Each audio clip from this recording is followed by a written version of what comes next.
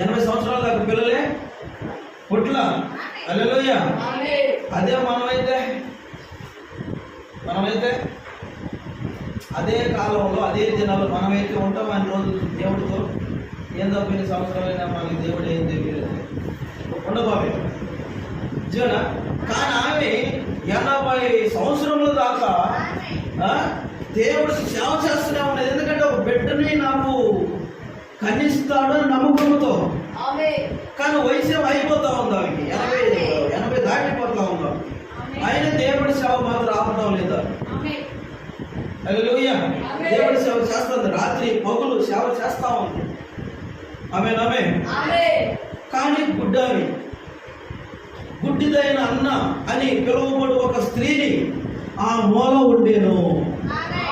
పగులు చూసిన మూలే ఉంటుంది, రాత్రి చూసిన మూలే ఉంటుంది. ఎందుకు మూల ఉంటున్నది? కళ్ళు కనిపేవు ఆమెకి. అందుకని అటు ఇటుగా నుండి ఎవరో ఒకరు తొక్కివచ్చు ఆమె, లేదా ఎవరో ఒకరి మీద పడిపోవచ్చు ఆమె, ఎవరో ఒకరు డిస్టర్బ్ చేయొచ్చు. అందుకని వచ్చినప్పుడు లేకపోతే ఉండేది ఒక మూల కూర్చోంటుందంట ఆమె. హల్లెలూయా. కళ్ళు లేని వాళ్ళంతా అంతే, కళ్ళు లేని వాళ్ళంతా మూలను కూర్చో ఉంటారు.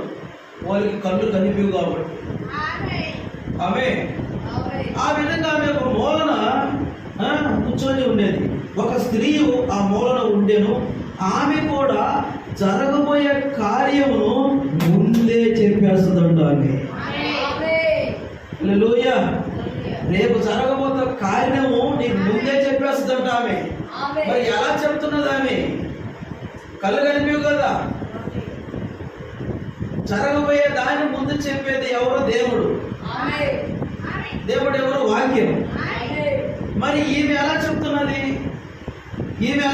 అంటే ఆ వాక్యాన్ని వింటున్నది కాబట్టి ఆమె. హల్లెలూయా. ఆ వాక్యాన్ని జ్ఞానించుకుంటున్నది కాబట్టి, ఆ వాక్యం ఆమెలో ఉంటున్నది కాబట్టి, ఆ వాక్యమే ఆమెలో చేరి కదిలించి జరగబోయే ముందుగానే చెప్పేస్తాం. హల్లెలూయా. ఆమె కూడా జరగబోయే కార్యమును ముందే తెలుపుచు మరి చెప్పుచుండి నా వచ్చిన విశ్వాసులకు అందరికి చెప్తా ఉంటదంట. సావుకుడు చెప్తా ఉంటాడు, ఆ గుడ్డి అన్నమ్మ చెప్తాడు.